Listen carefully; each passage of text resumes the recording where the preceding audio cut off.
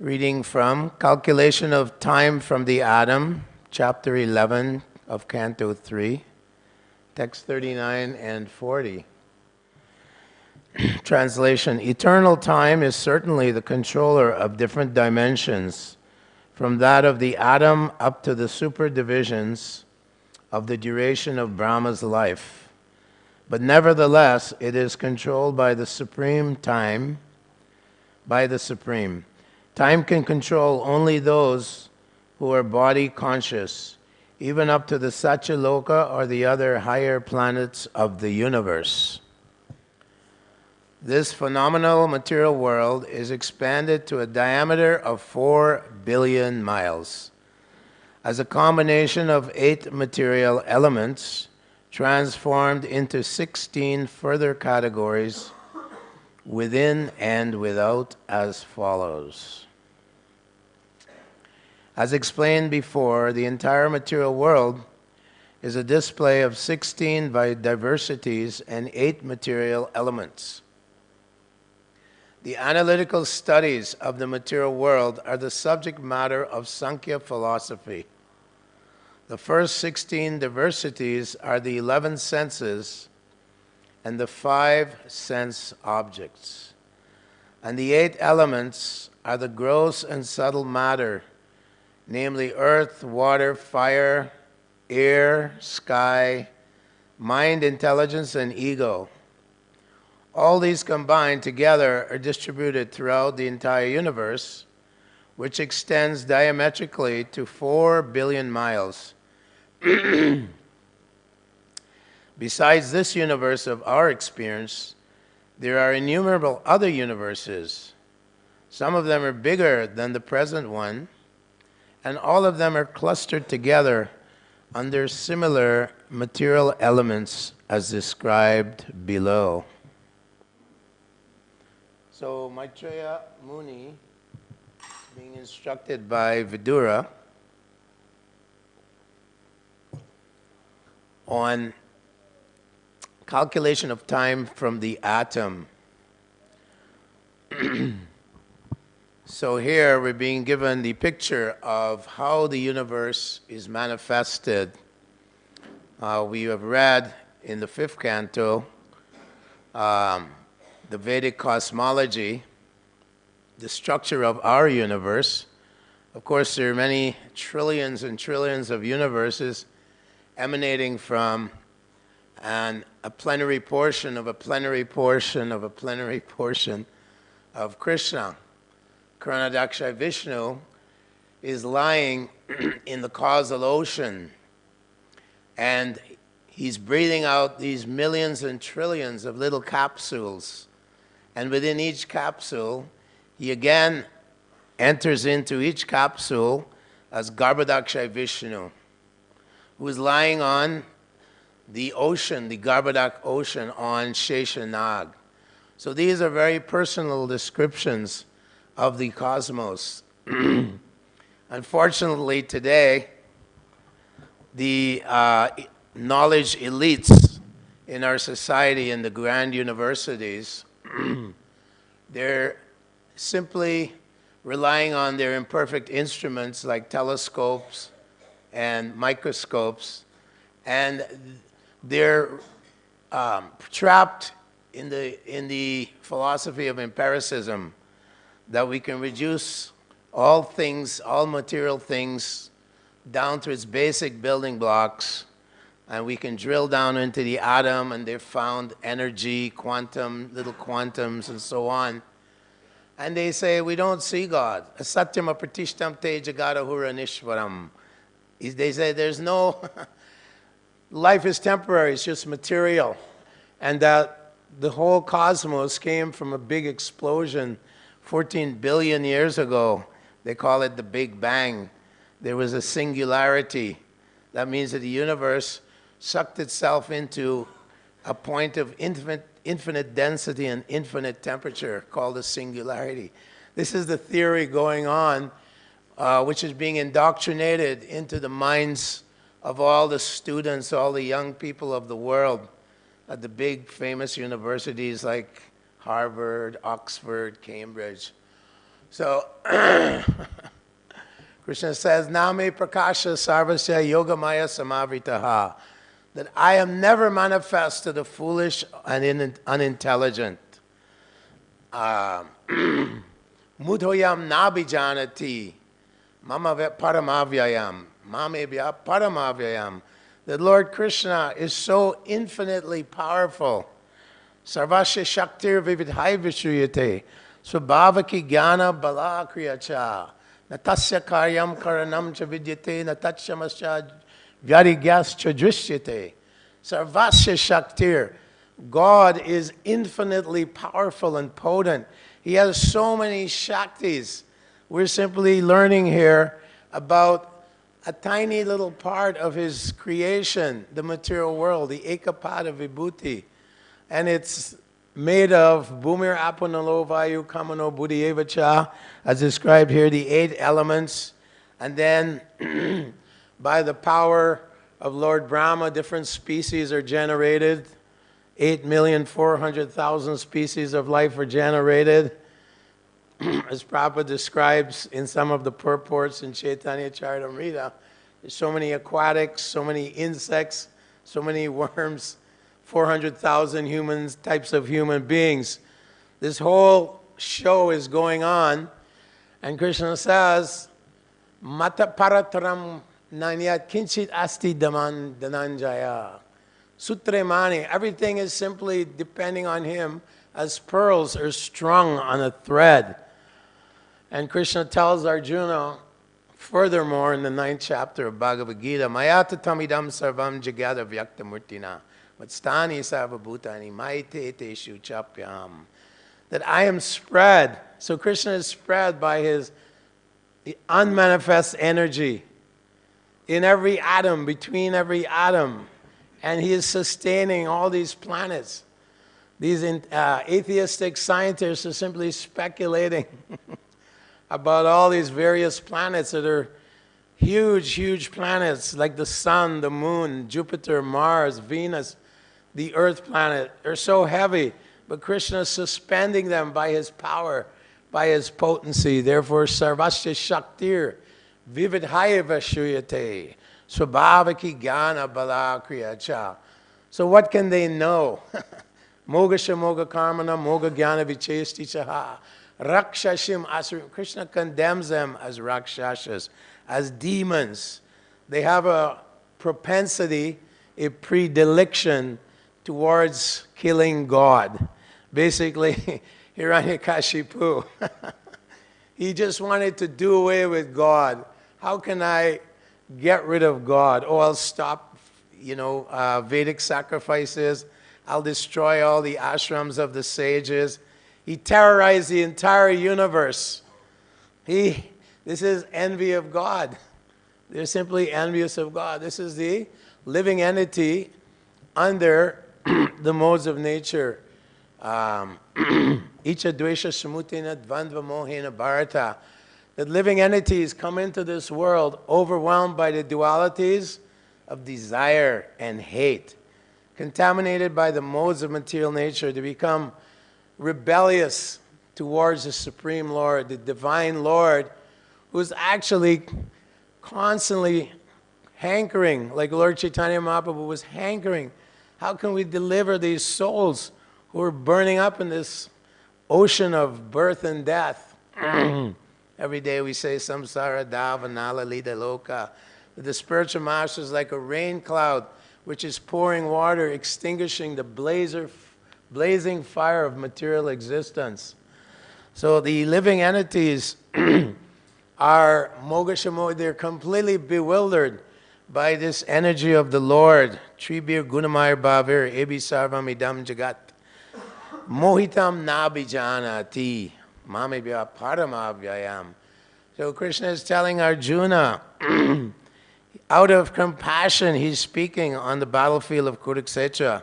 And again he comes right here in Sridham Mayapur, a few hundred years ago, and becomes as a devotee to deliver the fallen souls, to try and edify them, to elevate them to real knowledge. So all these material elements and the senses. Krishna is supplying these things to us, and we're simply going on. The materialistic person is simply caught up, as Jada Bharat in the 5th canto tells Maharaj Agnidra that the living entity, the foolish human being, is struggling in this forest of material enjoyment. He takes shelter of family members, but they're described as predators, as like tigers and foxes. We're simply draining him. Father, give me this. Father, give me that. And he's going through life. Purusho prakritisto hi, bhukti prakriti sadgunan. He's going through life struggling simply to maintain his so-called empire. Ato griha kshetra sutapte veter janasya mohoyam ahamameti. I am this body. These things belong to me. I am very powerful. Inam adya maya labdam imam prapshe manoratam. By my mental ideas and inventions, I will create an empire of wealth. And so person is my enemy and I have to destroy him. This is going on. The Prabhupada calls it the great struggle for material existence. So Jada Bharat is preaching to King Rahugana that you're thinking yourself a king, but these are all illusory concepts of life, and that you simply have to pursue spiritual life. You're thinking that I am your pallbearer and you are my master. And so gradually Maharaj Rahugana comes to the stage of understanding who Bharat Maharaj is, a great, great devotee of the Lord, and he's teaching him, preaching to him, how to come out, atato brahmajigya, how to come out of this struggle in material existence, the struggle in material existence. So all these big scientists that are dominating the, as we call them, knowledge elites, they're dominating the process of knowledge and trying to unravel the mysteries of the universe. They're trying to unravel the mysteries of the universe and explain in their own materialistic ways the cosmos. Where did it come from? And as they say, demoniac persons like Richard Dawkins, he says, this universe simply has no purpose, no meaning, and we're simply pitted against each other in an attempt to survival of the fittest. Unfortunately, these types of philosophies, they infiltrate into social and political underpinnings. For example, it's described that Nazism and Marxism, they embrace this idea of survival of the fittest. And so this social Darwinism created huge amounts of chaos in the world. In World War II, 50 million people died. And also in the communist revolution, so many people were killed by these great tyrants and dictators. So actually this Maya is very dangerous. The illusory energy of the Lord is very, very dangerous. Unfortunately, Prabhupada said, in our universities and colleges and places of education, there's no faculty for understanding what I am. Who am I? The conscious soul within the body and its relationship with the Supreme Soul. As Krishna says in the 15th chapter, Doimo Purusho Loke Sharam Aksham Evacha. There's the fallible and infallible living entities. And then he says, Uttama Purusho Tvanya Paramatmeti Udaritaha. And above the fallen and liberated living entities, the Nityasiddhas is the Paramatma, the Supreme Lord. Yo loko trayam avishya bibarti avyaya ishvaraha. And I am sustaining all the planets, all the universes in my form. Shirdakshay Vishnu is sustaining all the planets within our universe. And so they're making these futile attempts to go to other planets. So Prabhupada wrote easy journey to other planets. And in that book, he's explaining, if you want to go to another planet, there's a process. And that this Sanatan Dharma, this Bhakti Yoga, is the science. It's a science of how to get out. Dharmasya hi apavargasya nartotaya pakalpate. That it's a science of how to develop love of God and thereby attain liberation, apavarga, liberation from the struggles of the material world. Pa, fa, ba, ba, and ma. These come from 5 different words. Pa, parabhavas tavada bodhajato. That people are going through life, but they meet with defeat at every step. Parabhavas tavada bodhajato yavanya jigyasata atmatadvam. People are simply going through life in pure ignorance.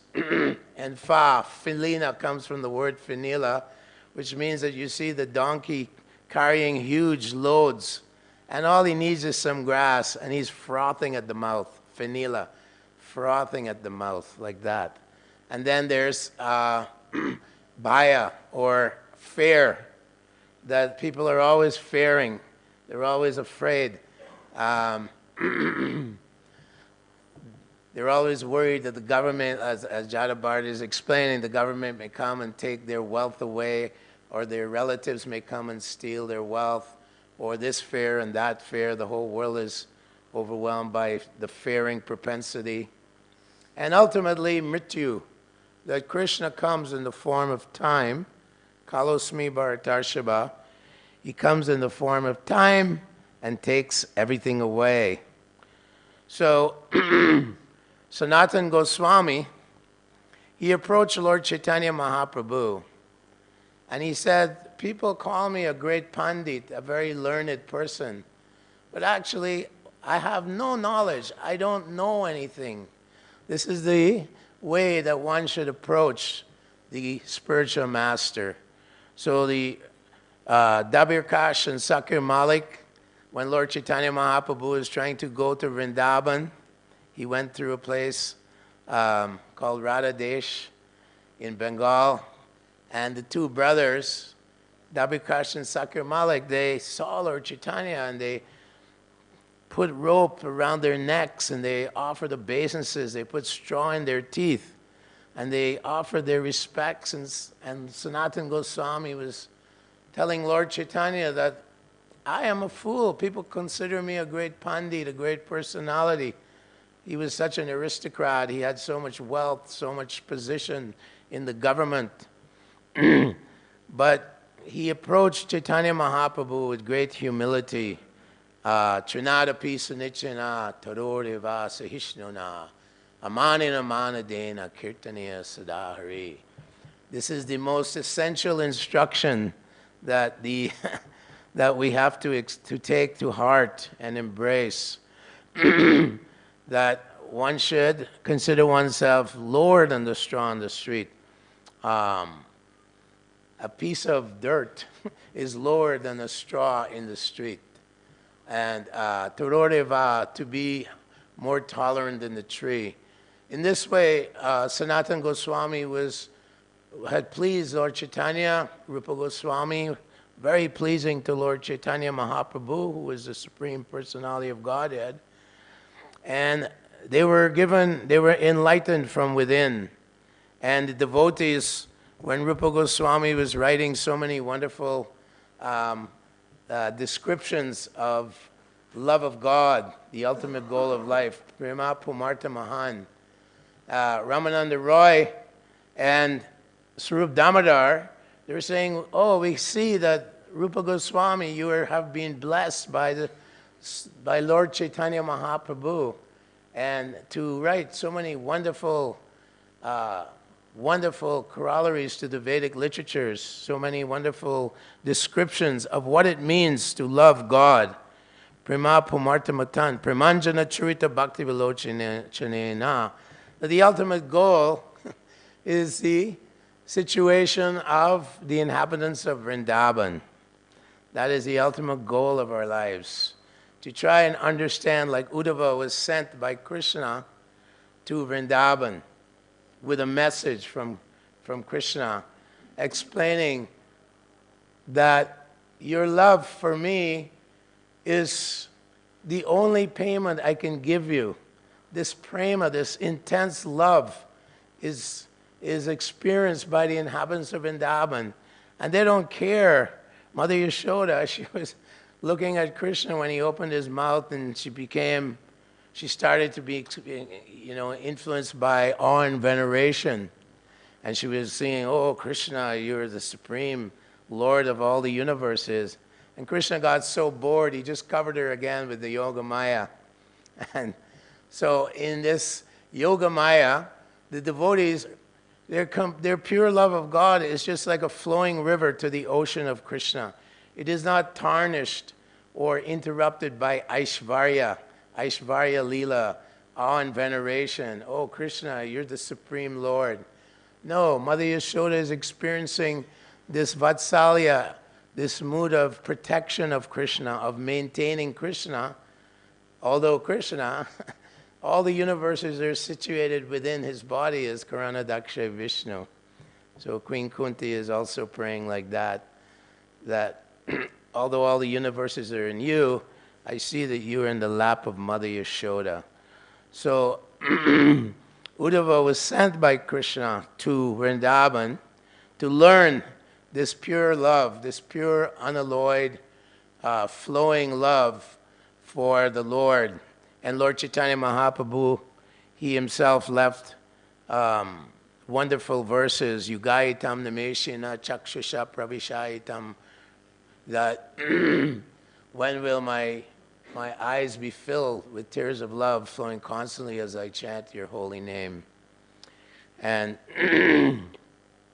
Nam Namakari Bahudana, your holy name is full of potencies, and simply by chanting the holy names under the guidance of the acharyas, as Rupa Goswami writes in the Nectar of Instruction, that we have to follow tat karma pravartana, follow in the footsteps of the great acharyas, and then gradually we come to the stage of raga bhakti.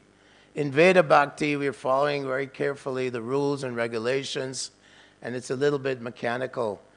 But gradually, as the Lord reveals himself to us, we can develop the second stage of sadhana bhakti, or raganuga bhakti, where there is some spontaneity in serving the Lord. Manmana bhava mad bhakto. Krishna says, think of me. Thinking of Krishna is not a mechanical experience. It's an emotion.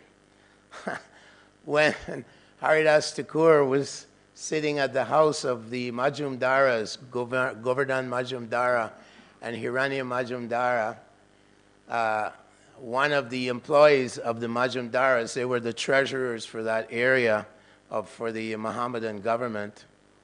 They had an employee, Gopal Chakravarti, who was a tax collector. And he said, who is this? This Haridas Thakur is such a sentimental, emotional devotee. Also, Prakashananda Saraswati Thakur, he also criticized, Lord Chaitanya, who's this Chaitanya? He's such an emotional person. What are these emotions? But this is, the soul is full of prema, love for God. It simply has to be awakened. It's already there in dormant stage, and it has to be awakened by this chanting of the holy names, by the offenseless chanting of the holy names. As Haridas Thakur told Gopal Chakravarti, it's even a glimpse of the holy name, Namabash, chanting the holy name, just a glimpse of it, just like when the sun, before you see the sun, there's the light, and it dissipates the darkness of the world. So similarly, a glimpse of the holy name gives you a liberation from more sins than you could ever commit in millions of lifetimes. And Gopal Chakravarti said, if that's true, if it's not true, your nose should be cut off, or cut your nose off. In this way, you offended Haridas Thakur, and the great Haridas Thakur, Namacharya. So, of course, when we offend devotees or great devotees, we commit the Hati Mata, or the elephant offense to the holy name, to the Lord. And in a few days, Gopal Chakravarti's beautiful fingers, beautiful facial features melted down from having leprosy. So this is Hati Mata, the offending the great devotees of the Lord. So Haridas Thakur was full of love of God.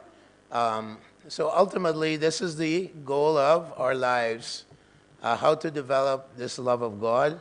And Chaitanya Mahaprabhu is giving us this very nice and simple process of Kirtanad Eva Krishnasya Mukta Sangha Param Vrajat. Simply by this constant chanting of the holy names, ultimately, Satatam Kirtayantus Cha Yachantas Cha Dhridavrata Yachantas Mam Dhridavrataha Namasyantas Chamam Nityam Nityukta Upasate Matchita Madgata Prana Bodhayantas Parasparam Katayantas Chamam Nityam. So devotees of the Lord, they're always enjoying each other's company by glorifying the Supreme Lord. His transcendental activities and pastimes, his different avatars, who he appears in so many different forms to attract the minds of devotees and engage in uplifting religious principles and reestablishing Dharma within the various universes. So this is the whole process, and this is the real purpose of this world, to understand, as here we're understanding the material universe and all the different aspects of it, and how it works, and how we can use everything, of course, ultimately using everything, our mind and senses, in the service of Lord Krishna.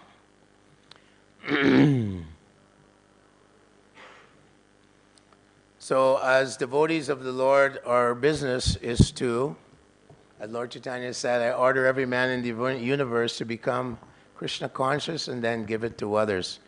So we're a missionary movement, and these books that have been given, these purports by Srila Prabhupada, Prabhupada says, even if they touch my books, their lives will become perfect.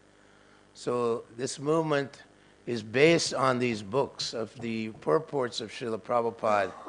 And we're meant to give them to every person, everyone we meet. Yare dekitarikaha. You meet them and give them this great knowledge, which is meant, tadvad gisargo, meant to create a revolution within the lives of the world's misdirected civilization.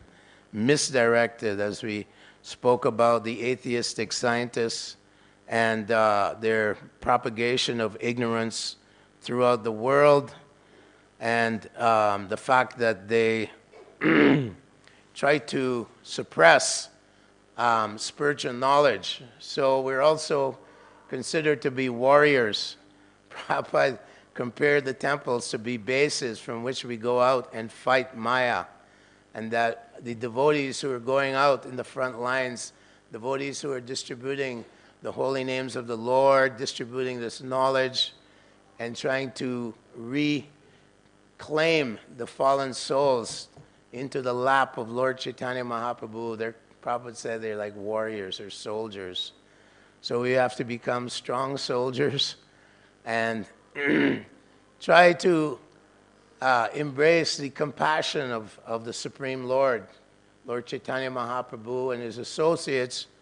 They came here to establish this Sankirtan movement in this dark age of Kali and push back Kali Yuga.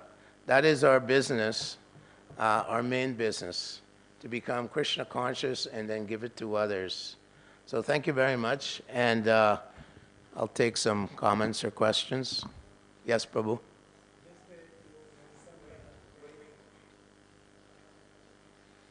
Ramaswar, Prabhu?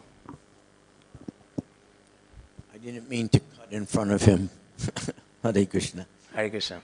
Well, thank you for that class. And when you started describing the atheistic scientists whose theories are taught in every school in the world, but behind there is their hatred of the concept of God.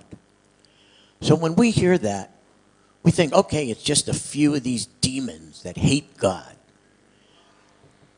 But then you quoted from the Bhagavad Gita and said, every living entity is so envious that, and they come into the universe overwhelmed by the two dualities of desire and hate. So now you've made it everyone, including everyone sitting here. At one point we hated God. So, I try to think about this for the last 50 years. How does that work? How could I possibly hate God? Because I don't feel it. I don't even know what hate is. Because I don't recall ever hating anybody in a personal way. I can imagine that if I have a daughter and I have a spiritual daughter. So if someone hurt either one, I would hate that person. Okay, so I can imagine hate coming out of something like that. But just being envious of God, I want what you have, and if you don't give it to me, I'll hate you. Is that the hate that you're talking about, or Krishna's talking about? Well, hate has many subdivisions, like resentment, disdain. Sometimes as neophyte devotees, in the beginning stages of devotional service, even being influenced, as Kapila Dev says, there's 81 combinations of devotional service in the modes of nature. So even amongst devotees, sometimes there is a feeling of envy or disdain or resentment. There's chemistry that some devotees don't get along with each other because we're still influenced by our false ego. Yasmin nod vijate loko, loka nod vijate chaya means that one who doesn't disturb anyone, or who always tolerates, even in the face of that perhaps he should be upset, but the devotee tolerates, like Haridas Thakur, he tolerated the blasphemy of Gopal Chakravarti. So, yeah, hate is a very extreme thing, like, when there's a wartime and, different nations hate each other and so on. But there's also this subsection of disdain, resentment. I don't like this devotee, and he's so puffed up, or he's so motivated. That's also a form of, perhaps a lesser form of hate.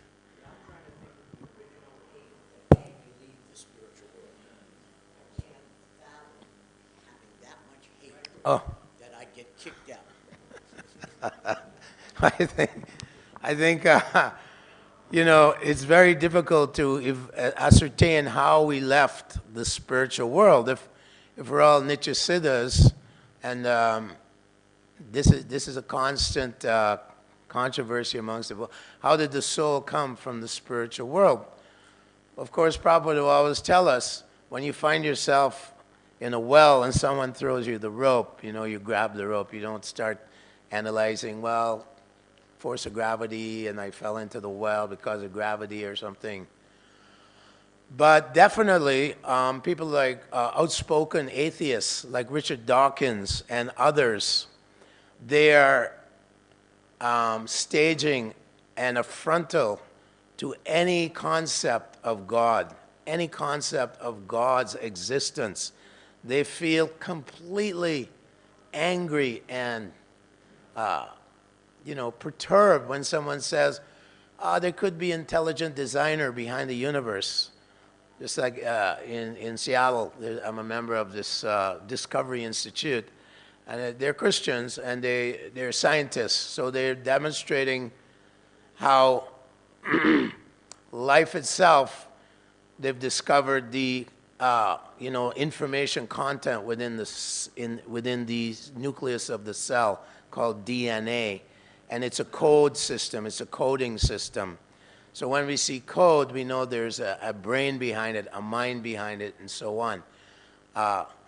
So Richard Dawkins made a statement. He said, the world seems uncannily designed down to the information which instructs what the cell does and what goes on in the cell and how it creates different little nanomachines and different building blocks to support it. So it's seems uncannily like it's designed.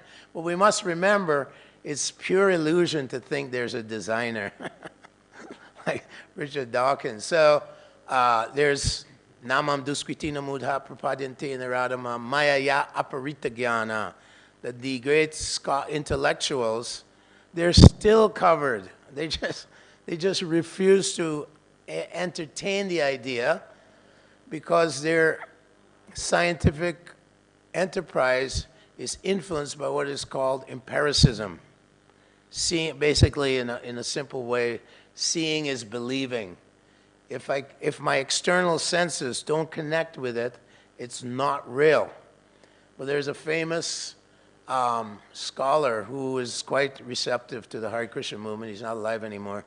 George Wald from Harvard, and his mentor and friend was Albert Einstein, who actually made a statement that behind this universe there's some kind of a background spirit, an organizational force which is guiding the symphony. It's like a great symphony of the cosmos. So Einstein actually said that.